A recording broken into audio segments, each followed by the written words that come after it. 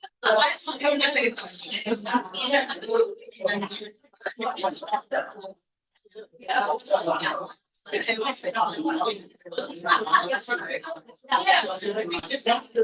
evening, everybody. It's such a joyful crowd. Can you hear me? Yeah. Great. I'm Shelley Hazer. I'm the director of lifelong learning here at Flagler College. And we are so happy to have this great partnership with the St. Augustine Historical Society and to see this room just full of wonderful faces. I love to see a crowd like this. So welcome everybody to the historic Markland House to Flagler College campus. And with this, I'm going to turn it over to Nicole at the St. Augustine Historical Society to introduce who we all came to hear, Rose Norman and her book, and I just can't wait to hear about it. So, Nicole. Good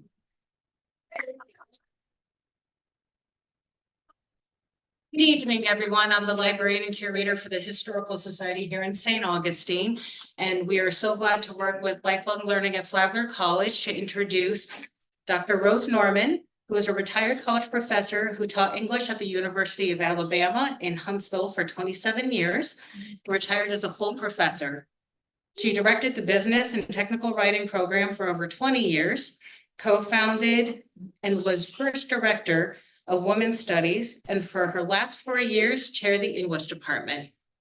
She taught graduate and undergraduate classes in women writers, women's autobiography, and technical writing, and for 4 years was regional coordinator of a national high school poetry competition. Poetry Out Loud. Her work as general editor of the Southern Lesbian Feminist Activist Her Story Project, SLFA herstoryproject.org, led her to over 10 years research on the Pagoda Residential Community and Cultural Center. During that time, she has interviewed over 100 lesbian feminist activists and co-edited 6 special issues of Sinister Wisdom. The Pagoda, a Lesbian Community by the Sea, 2024 is her first book.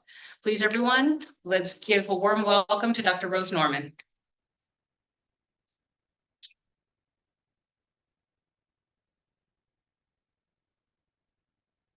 Thank you for that warm welcome. St. Augustine is a special place. I think most of you know that. The women who founded the Pagoda Cultural Center, Guest House, and Residential Community felt that right away. There weren't so many tourists here in the 70s. And those Pagoda women were entranced by St. Augustine's natural beauty, the artistic community, and the many cultural opportunities here.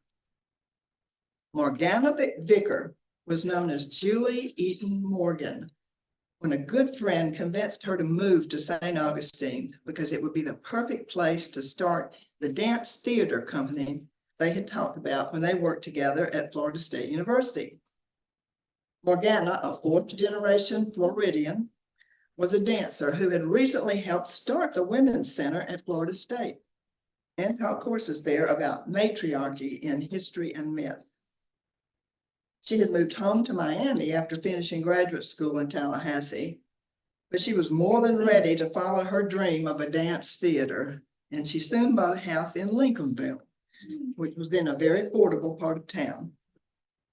They called their dance theater troupe Terpsichore, which is named for the muse of dance, and they began creating and touring Florida with programs that combine dance with women's history and mythology, like the story of Persephone and Demeter, as interpreted by feminist scholars.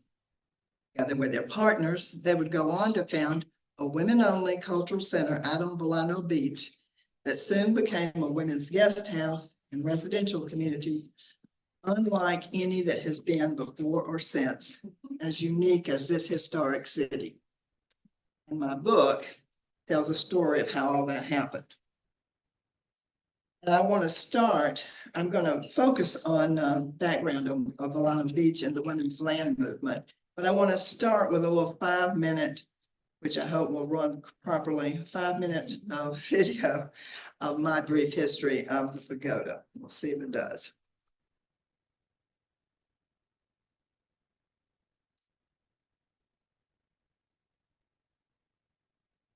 Sound is too low. Can you barely hear it?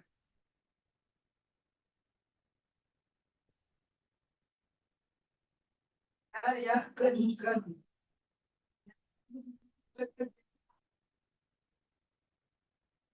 Oh, Yeah.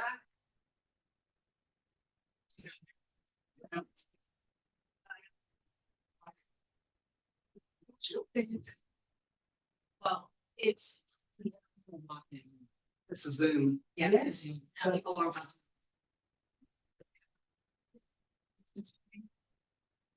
We can take it off. So but there's. It's still, I think it was today. They still see That's Morgana there, kneeling at the altar in the theater. that. Morgana belly dancing.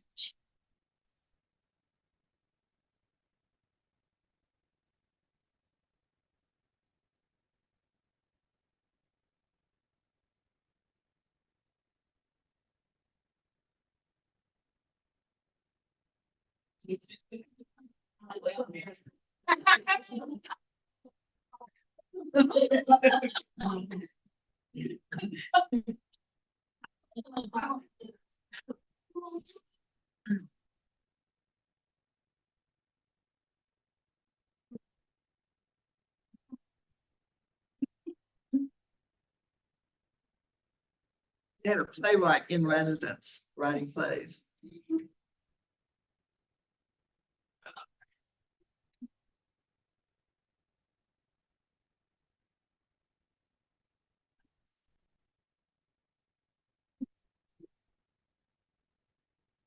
Looks. They called it an afternoon of S&M. They got complaints and had to.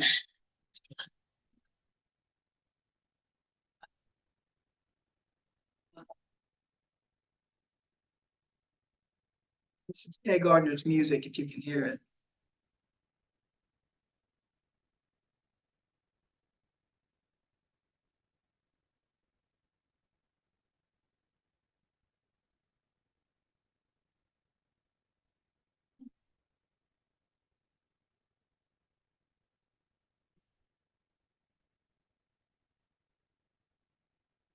Most of what the musicians got for playing the pagoda was to stay there. So most of them didn't pay dues.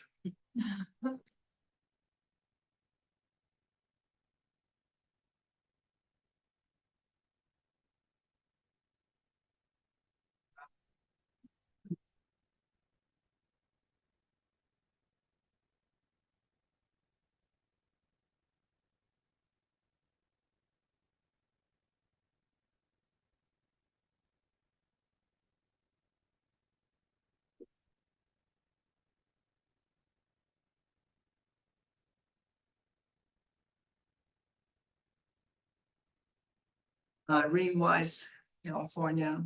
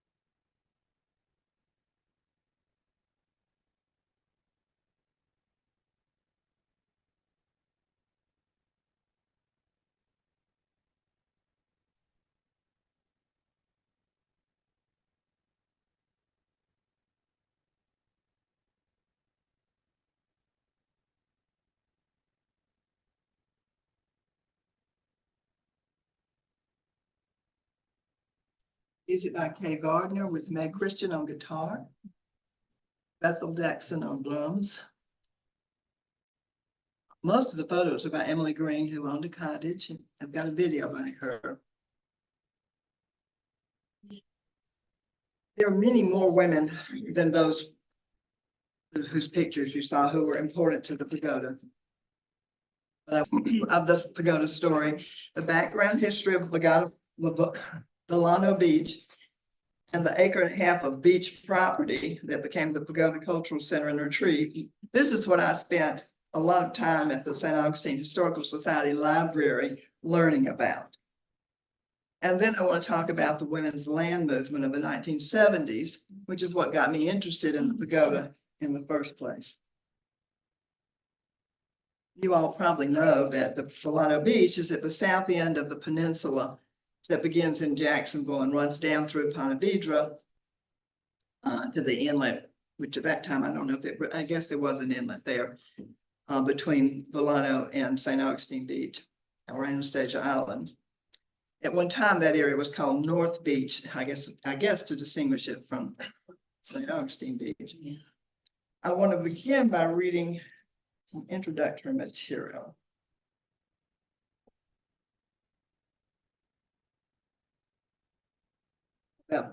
At Delano Beach. The early efforts to develop the peninsula focused on railroad and ferry connections, and these foundered until the 1920s, when improved roadways and an automobile bridge made it more accessible to cars.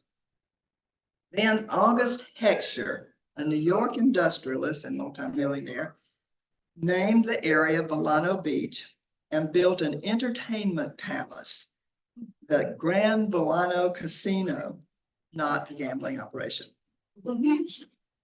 Heckscher's plans went awry when the casino was irreparably damaged by, you guessed it, strong storms in 1937 and 1938. The casino was still drawing crowds when a professional pilot named Lucius Shorty Reese bought property a few blocks away and began building what would become Reese's Seashore Motel Cottages, then the Pagoda Motel, and then Pagoda Temple of Love. Got a picture here of the property that Shorty Reese bought, an aerial view in 1948, when the last cottage had not yet been built. It's on the far left as a vacant lot next to the three houses, there are four now. And I want to recommend a book that many of you may know about, that you can easily buy, about Delano Beach, with lots of pictures and lots of background history. This is probably the book to read first. And here's a painting of Shorty Reese by Rainbow Williams. Some of you probably knew Sue Parker, Rainbow Williams. Shorty Reese, professional airline pilot, famed for flying with Lindbergh, was the first president of the North Beach Improvement Association. Let me lift the microphone up a little bit. How's that? Is that better? Yeah. I'm gonna read a little bit more from the book. This is all in the introductions. Shorty Reese was a colorful character, celebrated for having flown with Lindbergh, and for a time chauffeur to a Flagler heiress. In 1934, he built a two-story house for himself facing the highway, with its main entrance on the second floor and a garage workshop on the ground floor. In 1936, he began building small cottages on Lot 3 behind his house. He built the first 4 that year and began renting each out as soon as he finished it. He did a lot of the work himself, and his mother and 2 sisters contributed to the design. Oh, and here's this is a picture from the St. Augustine Historical Society that shows he actually bought 5 lots, but he never built on the 5th lot. And there are no cottages to this day in the 2nd lot. It helps when you're talking about this property to talk about the lot 1, 2, 3, 4. And here's the floor plan. This is another Rainbow Williams design. And I am so sorry that Rainbow Williams died at the age of 88 in 2022. She would be so thrilled to know that her drawing is on the cover of the book. She was immensely helpful in the writing and reviewing of the book. And she drew the scale drawing of one of the cottages showing the original layout, which was used for all 12 cottages, although some of them, they were, none of them were the same size. The first 8 were about 440 square feet, including the garage, which of course they've now all been enclosed. And this cottage has an addition on the ocean side, which is started out as a screen porch and is now a TV room. So read some more about that layout. Each cottage had a living room, bedroom, galley, kitchen, bedrooms, and garage. Rebuilt with 90 pine, including ceilings, and maximized space with pull-down dining table and a Murphy bed, pull-down bed. Over the years, he built 8 more cottages after that first one, 4 more on lot 4, and the last 4, about a third larger, on the north lot, lot 1GG. Let me go back, see if I can go back to where you can see the lots. Those last 4 are on, and now face Beachcomber Way, then they faced in toward the vacant lot. We named each cottage after a bird or seashell, and every cottage had a plaque over the front door bearing its name. The first 4 were sandpiper, seagull, flamingo, and pelican. And some of those plaques still exist. And of course, the Pagoda women changed all the names to famous women. Reese also built a 2-story duplex for his sister on lot 4 near the highway. That duplex is still there. And by 1949, he was advertising the complex as Reese's Seashore Motel Cottages. I need to get next slide. There it is. Much of this early information about the cottages comes from a news clipping from the record that I found among the Pagoda archives, the archives that Pagoda women had saved. Those women saved a huge number of Pagoda records and other documents, more than 5 bankers' boxes of newsletters, financial records, deeds, quitclaims, guest books, letters from supporters. These are now archived at the University of Florida, and we have the University of Florida archivist with us tonight in Gainesville, along with archival materials from other Pagoda women like Rainbow Williams. I hope some graduate student will come along and do more with these records than I was able to do in one short book. This is another picture. I've got that previous one from one of the Pagoda women. This one was at the St. Augustine Historical Society, and it appears to have been taken before they used the word motel. This one, you see, it's called Reese's Seashore Motel Cottages.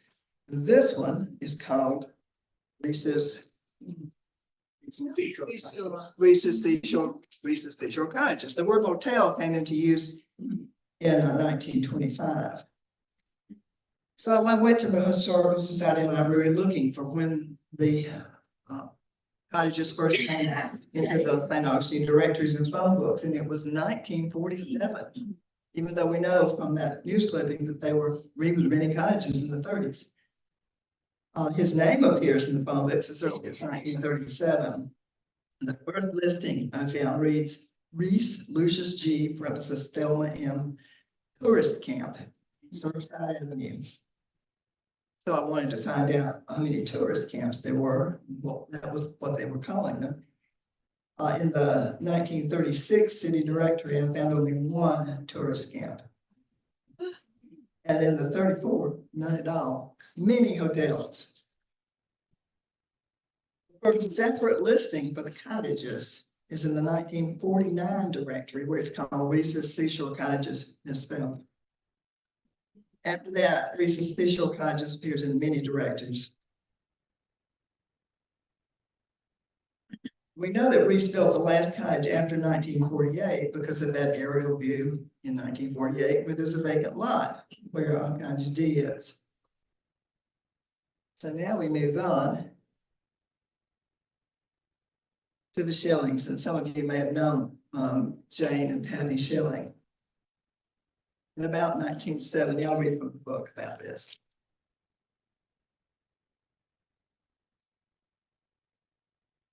In about 1970, Shorty Reese sold the property, all 5 lots, and maybe more, to Jane and Frederick Schilling, who remodeled the buildings with a pagoda theme and changed the name to the Pagoda Motel. They painted all the cottages burnt orange and curved ornaments to the roof line, pagoda women call them horns, and replaced the sign out front. After adding a swimming pool, they changed the name from Pagoda Motel to Pagoda Ocean Cottages. We don't know, or I don't know, why Jane Schilling chose the pagoda theme. Some of you may know. But it strongly appealed to the pagoda women's spirituality. Pagoda is a religious building with multiple tiers. They immediately construed it as a temple, and in the early years experimented with various Asian-themed designs in their publicity and for a t-shirt. Later on, they would use Rainbow Williams drawings in their publicity, but they always held to the association of pagoda with a religious temple. Now, the Schillings were longtime St. Augustine residents and business owners. Frederick Schilling was a local character and radio announcer for WFOY, Fountain of Youth, known to all as Pappy. Jane Schilling was a pilot who ran her own real estate business for 12 years. They bought the Milano property when Pappy retired from the radio station, living in the 2-story house that Shorty Reese built for himself until a bad fire around 1975 caused them to move into one of the cottages on Beachcomber Way. Several of their children, actually, and grandchildren lived on the property. That includes Frank Holman, who I was able to interview. And the grandchildren ran the business for them, mostly renting cottages by the month to college students and offering a laundry service. The couple lived at the Pagoda until the early 1980s. That's after they sold it, some of it, to the Pagoda women. The Schillings were in their 60s in 1977 when they sold the 4 cottages to the 4 women of Terpsichore and leased them the 2-story building that faced A1A. The couple became an important part of the Pagoda community for the first decade of the new women's community and cultural center. For the most part, Jane handled business matters, and Pappy was just a nice old man who was always friendly and would sometimes help them out with maintenance. In 1973, St. Augustine knighted him for his volunteer work in promoting the town at a ceremony that was part of the Easter festival. Jane was sometimes friendly, but other times created challenges for the Pagoda women. She not only was a successful businesswoman, but had been breaking gender barriers for a long time. She flew small airplanes, worked as an electrician during World War II, and was associate editor of Florida Sportsman magazine. For her era, Jane Schilling was a strong, independent woman, like the women who bought the motel property from her. I've got some more pictures to show you. There's the picture, the postcard of the Pagoda Motel with the ornaments. And the aerial view shows where they added the swimming pool. And I have an arrow showing where the last cottage was built. And these are Jane Schilling's paintings. I'm indebted to Frank Holman, her grandson, my previous marriage, for these pictures of her Asian influenced paintings which hang in his home. We don't know for sure why she chose the Pagoda theme for remodeling Reese's Seashore Cottage as the Pagoda Motel, but these paintings show that she was interested in Asian subjects and architecture. Pagoda women who bought the property loved that religious connotation and always saw The cultural center is a kind of temple devoted to the divine feminine. When they became an incorporated church in 1979, they named it Pagoda Temple of Love. But they took off the curved ornaments that had decorated the main house and the cottages. And they named the cottages after famous women like Amelia Earhart instead of seabirds and seashells.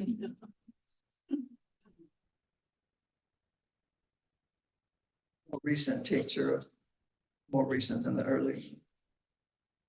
Before I turn to the Pagoda's connection to the women's land movement, I wanted to pause and see if you want to ask questions or tell me why she called it the Pagoda. Does anybody need to ask me a question before I go on? Okay. Not a whole lot more, 15 of it.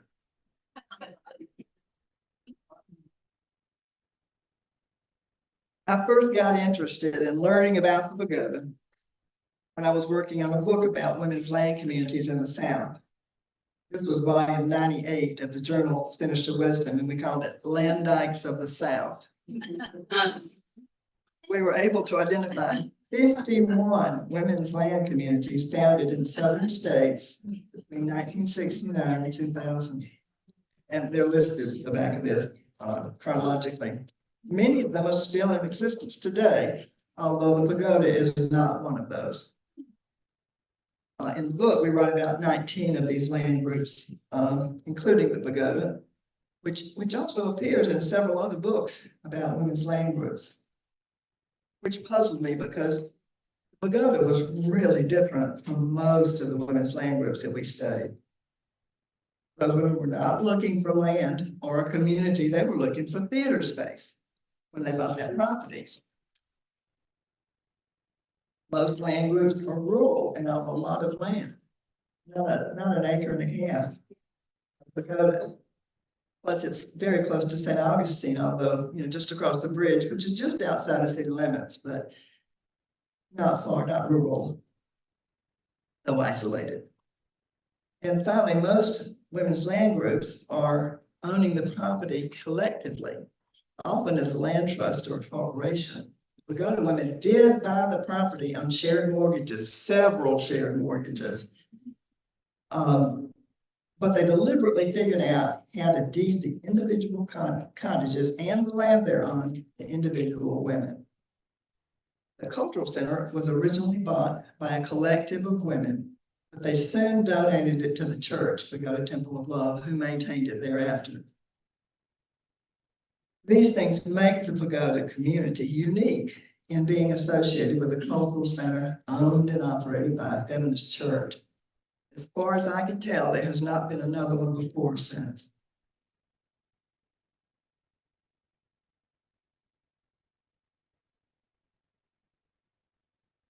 This is the picture of the cottages looked at from the sun deck, which was in the dunes when they first bought it.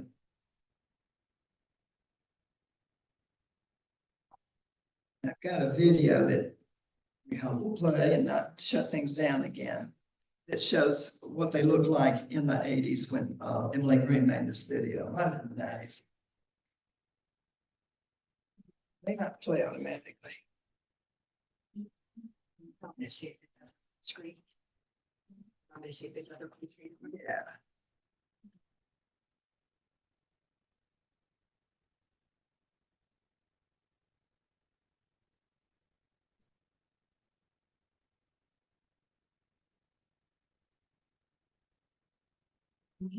Yeah.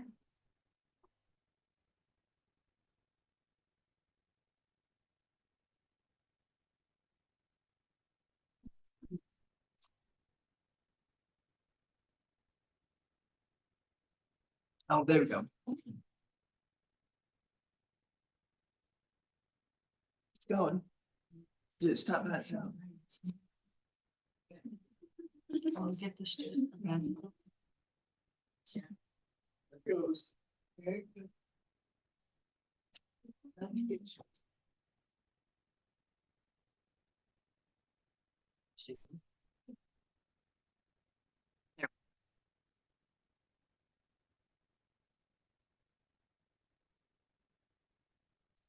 Sounds terrible.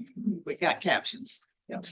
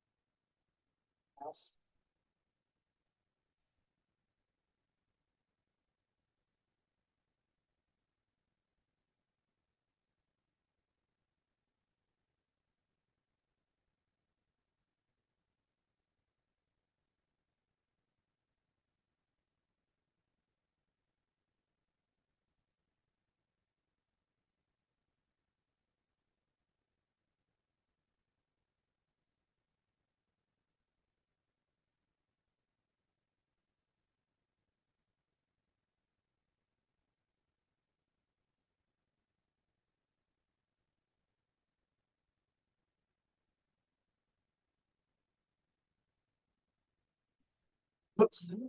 There we go. That video is part of a collection of 20 videos that Emily Green made at the Pagoda in the 1990s and donated to the Lesbian Home Movie Project, lesbianhomemovie.org, which had them all professionally digitized and they're being archived and permissions to show them. These are clips from those that we've gotten permission from different people to show. And the project, lesbianhomemovieproject.org, is in the process of making arrangements for I'm not able to say what university, but a big university archive to have a physical place for them to live and be maintained.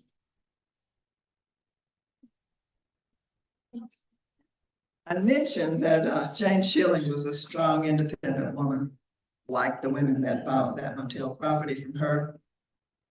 I think it's these qualities that may have influenced her decision to sell the property to those 4 young women who wanted it for their dance theater company and didn't really have a lot of money to do it with, although they did have plenty of education, privilege, and willingness to pursue their dreams. More and more women like that and to work on it. So I'll read a little bit now about that.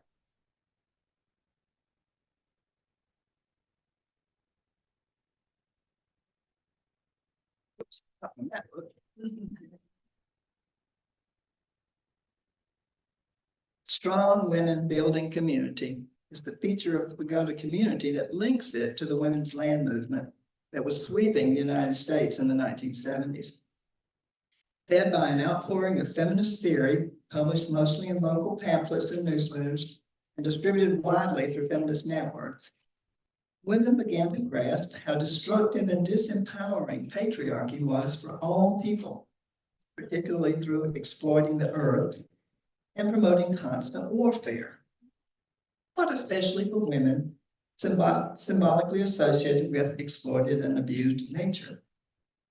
Stories of the many lesbian land groups that began springing up all over the country in the 1970s are told in May's, a lesbian country magazine, She-Wolf's Directory of Women's Lands and Lesbian Communities, of which there are 6 issues, and Joyce Chaney's book, Lesbian Land, which came out in 1985. Pagoda appeared in all of these. And Joyce Cheney and her editors actually stayed at the Pagoda while putting together the 28 interviews gathered in Lesbian Land. And that book is about the whole country. My book is just about the South, lands in the South. Women's land groups emerged out of feminism and feminist ideals and goals. In large part, they have been experiments in living feminism. The residential community that surrounded the Pagoda Guest House and Cultural Center was an experiment in living feminism, but one with many different views of what that meant. The widely shared assumption in that time was that women-only space was both healing and strengthening, because patriarchy had made the world so demeaning and oppressive for women in general and lesbians in particular. Coming out at work in the 1970s and 80s could cost you your job. And many gays and lesbians of that era were estranged from their birth families. A women-only residential community created a chosen family, and for the Pagoda, also a source of income for some of the residents working in the cultural center. Because their intention was for the residential community to be all lesbian, the Pagoda was separatist. But not all residents viewed themselves as separatists or define the term in the same way. Women only and separatist are not the same thing. Most Pagoda residents had jobs in the larger community where they were closeted. Many participated in mixed gender, political, and social justice groups and viewed the choice to live among lesbians as a way to recharge their activist batteries, a way to get away from the everyday oppressions that women learned to live with. Others engaged in mixed gender community and professional activities, recharging their batteries at the Pagoda too. They all supported the for, by, and about women only policy of the guest house and cultural center because they understood the healing power that comes from prioritizing women. They might not agree about policies for mothers bringing their boy children to the property or hiring men to do jobs they could not find a woman to do. Different attitudes and beliefs about separatism would create divisions within the community throughout its existence. And that's the subject of the whole chapter.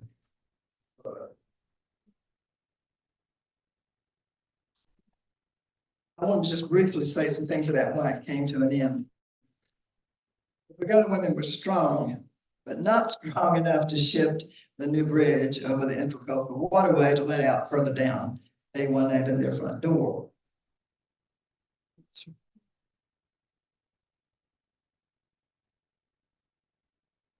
That's what it looks like in 2021 from the front steps of their cultural center. It looks like they're going to drive right in. And at that time, they had a fence all the way across there and a red light right in front of it. And if it was green, it was late at night, and especially if you were drunk, you went straight in. Here's what it looked like in the 80s. Many things have changed from the time when this picture of the Pagoda was taken from A1A. The fence blocked the view of the center. Milano Beach development was already beginning to fill the empty lots around them, starting with that three-story apartment building overlooking the cottages. You see it there, it's flat topped and dark brown. It looks right over the cottages. But they demolished. It's not there. No, it's not there anymore. But it was there for a long time. The Pagoda women called it the Tower. Felt invaded by it, as they felt invaded by that huge new bridge pouring traffic over their fence. So the church sold the cultural center and the swimming pool they had also bought to another group of women in 1999, and that effectively stopped most of what was going on at the cultural center. The women tried really hard to make a go of it, but they couldn't. One of those women is here tonight. You might want to ask her questions about how fairy godmothers tried so hard to keep it going. The main thing they wanted was for it not to be sold, as a vacation rental, which is what finally they had to do. Sell it. They sold it finally in 2016.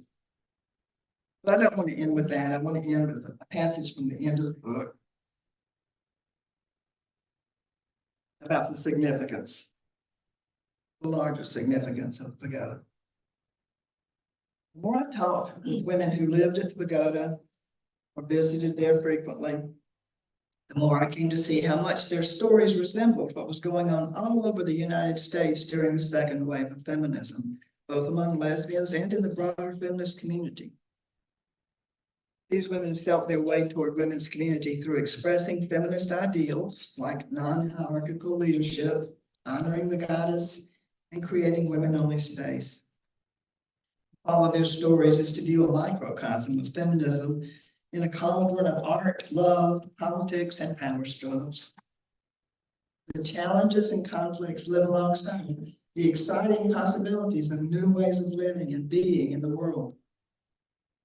While it lasted, what the Pagoda women built there was a powerful emblem of what life could be like when women's space is honored and protected. So the question is not so much why it came to an end, as how on earth it lasted as long as it did. And one reason is that those women really had a lot of fun at the Pagoda.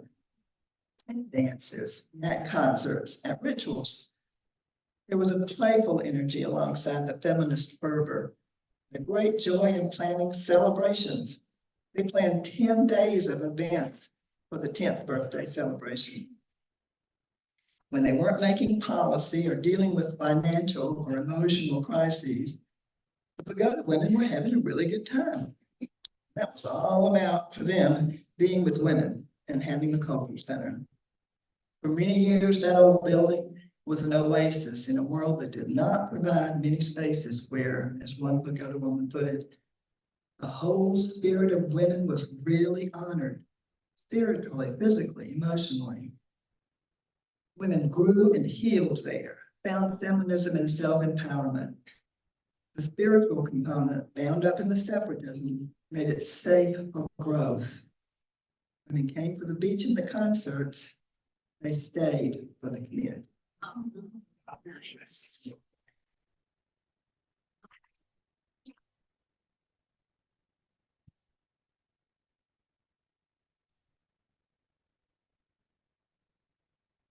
I believe we have time for questions. Yeah, we do. Did you bring copies of your book and can we buy them? $15 in the next one. A bargain. Yep. Could you talk a little bit more about the women's land movement? Because I hadn't heard about that until. Well, there was a larger land movement, back to the land movement that started in the 60s, you know, getting back to nature, everything like that. But the women's land movement was associated with the idea that if you could get away from patriarchy and do everything by yourself, you know, anything a man can do, we can do better. You know, that. And lots of women, especially in Oregon. For some reason, the West Coast, in fact, most of the books about the women's land movement are about Oregon land. There's 3 books that I talk about here. And I have well, you can also look. I'm not sure what else to tell you. There were, let's say, one in the South, and who wrote that Women's Land, 6 volumes of Women's Land, went around. She was a retired college professor too. And she retired much older than I am, so she started doing it in the 90s, I think.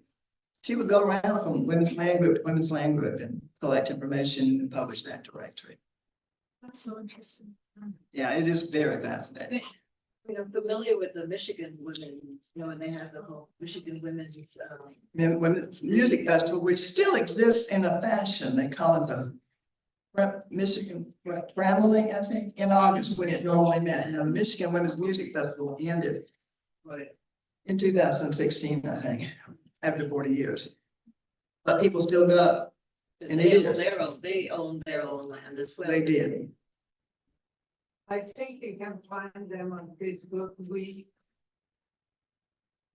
Oh, we want the music. want the land. No, I think it's we want the We music. want the music. Yeah, or just, you know, Google. There was a question over here. Yes.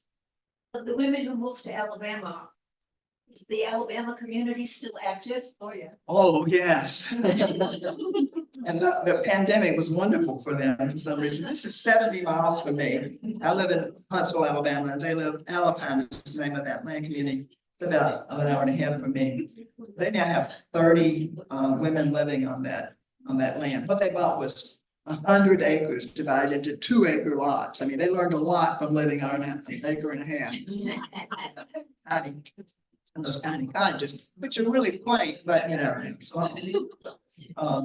Yeah, they're very, very active. I think the book has several ways to contact them. They're on Facebook, you know. Morgana doesn't live in Alpine, she lives next to Alpine.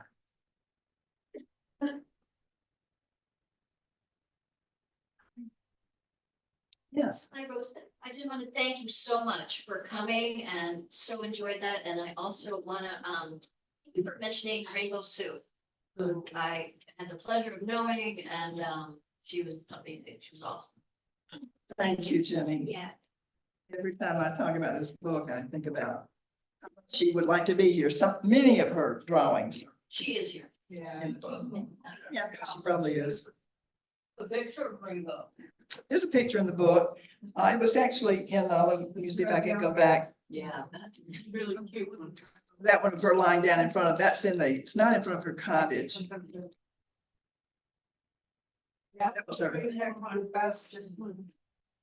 There she is. There's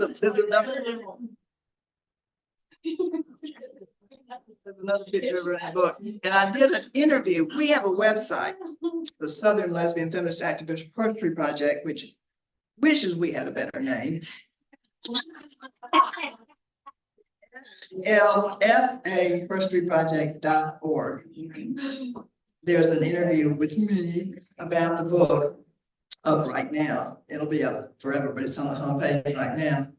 And it has some material and a picture, a great real close-up picture of Rainbow. This is the one that has the music. Rainbow had tons of photographs, and she saved everything. All of the North Pagoda, those last 4 cottages they bought, which was the last 2 strips. I don't know why that's moving. That was, I mean, almost every single purchase was a collective of women. The first one, lot 3, that was 4 women. The next one, 9 women. Then 13 women went in together to buy the cultural center, just the building. And then that was in 78. And then in 88, oh God, I mean, I think it was 6 women. This was very complicated. The North Pagoda Land Trust bought those last 2 strips, including the 2 beachfront lots and the swimming pool, which they soon deeded to the person who they had it all figured out, having different people were assigned to different cottages, and one person was assigned to the swimming pool. So complicated. She deeded it to the Pagoda Temple of Love because you don't want to maintain a swimming pool. It's used by a public building. And it does it. Back in the back. The previous bridge, did it let out in the same location? No, it's down the block. I'll show you. Where is that picture? Picture of the bridge. Let's see. You can see the old bridge. That's the old bridge. It was a drawbridge, so that's used as a pier now. Was it intentional that it was going to be the? We always thought it was not by happenstance, and we fought it, and we tried to say it was ridiculous to have a bridge that goes straight into a wall, and then you never see a bridge that you have to turn at the end like this, you know. But they want and we got them. This is near Al By Boucher, happenstance. who owns Cottage 7 still.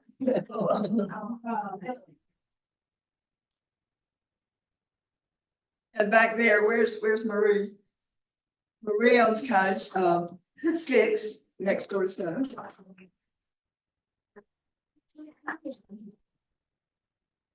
Yes, question. Was there communal eating and activities like that?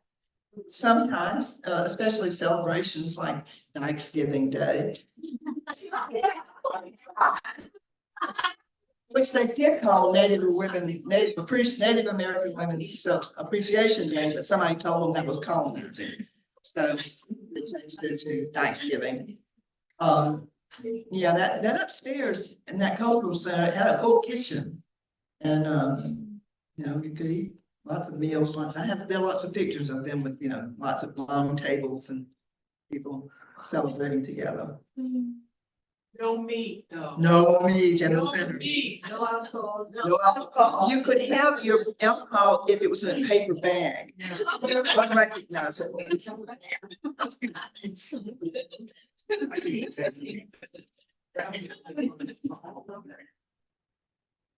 Feminism in the 70s and 80s was, and its rules. I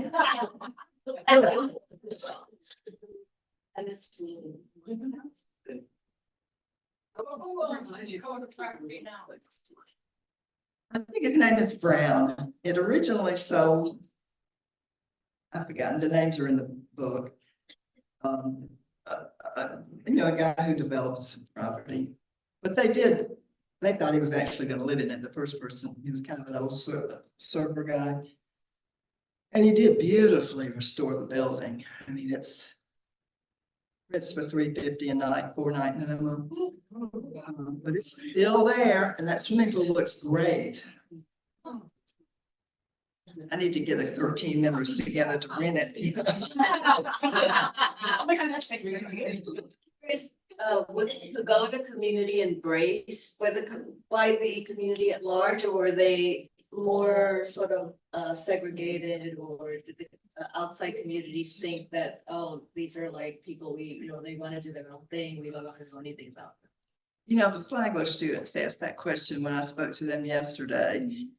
And the answer is twofold. One, they kept a low profile. They did not do political activism that would draw attention to them. They advertised in national feminist publications like Lesbian Connection, Gay as God.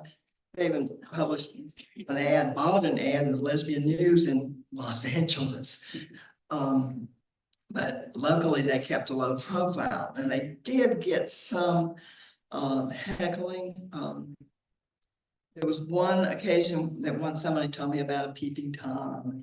You know, and occasionally teenage guys would drive through and yell slurs, you know, but that didn't happen very often. They pretty much created a bubble. I mean, they were spiritual. They planted crystals. They did magic. They were safe. It was a safe place. It was